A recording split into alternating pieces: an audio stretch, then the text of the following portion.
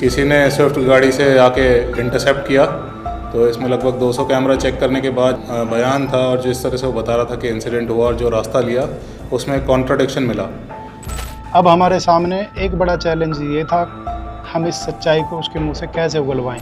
सबसे बड़ा चैलेंज ये था कि शिकायतकर्ता ने खुद को अस्पताल में एडमिट करवा लिया था। वो ठीक से इंटरोगेशन करने के बाद पता चला कि वो सारी कॉन्स्पिरेसी उसी की थी।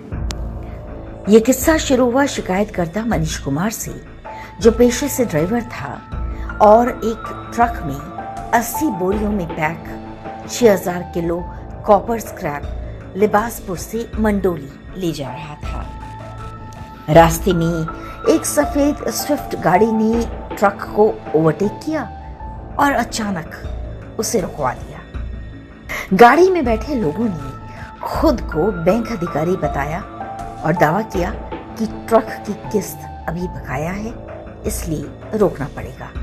मनीष कुछ समझ पाता इससे पहले ही 2 लोग जबरदस्ती ट्रक में चढ़ गए। उनमें से एक ने उसकी बाजू पकड़कर इंजेक्शन लगा दिया। कुछ ही सेकंड में मनीष की आंखें बोझिल हो गईं और फिर सब तरफ अंधेरा। मनीष को जब होश आया तो वो जग प्रवेश अस्पताल में था।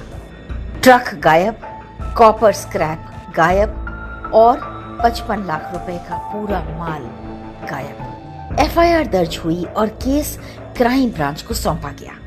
क्राइम ब्रांच की नॉर्दर्न रेंज 1 ने एक विशेष टीम बनाई। लीड कर रहे थे इंस्पेक्टर पुखराज सिंह, उनके साथ ही महिला उप निरीक्षक खुशबू, उप निरीक्षक निरंजन, एएसआई पवन और प्रदीप, प्रधान सिपाही विक्रांत, हरजीत, सचिन, नरेंद्र, प्रवीण और मुकेश। ऑपरेशन की निगरानी एसीपी अशोक शर्मा और डीसीपी हर्ष इंदौरा कर रहे थे। और जैसे ही शिकायतकर्ता अस्पताल से डिस्चार्ज हुआ, हम उसको सबसे पहले मौके पर लेकर गए और मौके का अच्छे तरीके से निरीक्षण किया। उसके बाद पूरा रूट देखने के लिए उसको लिबासपुर लेकर गए और वहाँ से उसके अनुसार जहाँ जहाँ से ट्रक गुजरा पूरे रूट का नक्शा मौका बनाया और शिकायतकर्ता से कन्फर्म भी किया। शिकायतकर्ता द्वारा दिखाए गए मौका और रूट, सीसीटीवी फुटेज में एक्चुअल ट्रक का रूट, सीडीआर एनालिसिस में शिकायतकर्ता की लोकेशन से डिफरेंसेस बिल्कुल क्लियर दिखाई दे रहे थे। अब हमारे सामने एक बड़ा चैलेंज ये था, हम इस सच्चाई को उसके मुंह से कैसे उगलवाएं। जो मनीष शुरुआत में खुद को लुटेरे गिरोह का शिकार बता रहा था, असल में इस पूरी साजिश का मुख्य किरदार निकला। मनीष ने अपने दोस्त आदित्य और कबाड़ी कारोबारी अरुण सोनी के साथ मिलकर इस पूरी योजना को रचा था। अरुण ने ही पूरा आइडिया दिया था।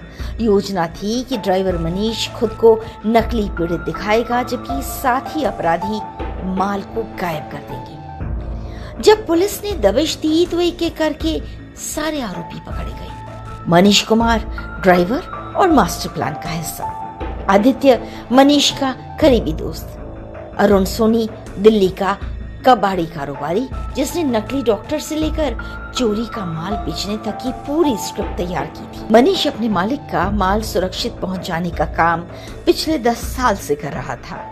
इस केस ने यह साफ कर दिया कि अपराध हमेशा बाहर से नहीं आता। कभी कभी वही शख्स जो भरोसेमंद लगता है अंदर से गद्दार बन जाता है। ये माल जो बता रहे हैं कॉपर का जो स्टॉक था लगभग 55-60 लाख रुपए का है।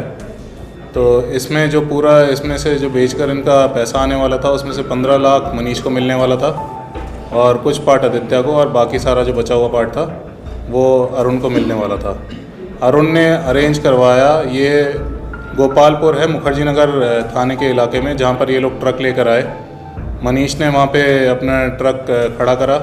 वहाँ पे अरुण ने दूसरा ट्रक अरेंज करा और लेबर अरेंज करी।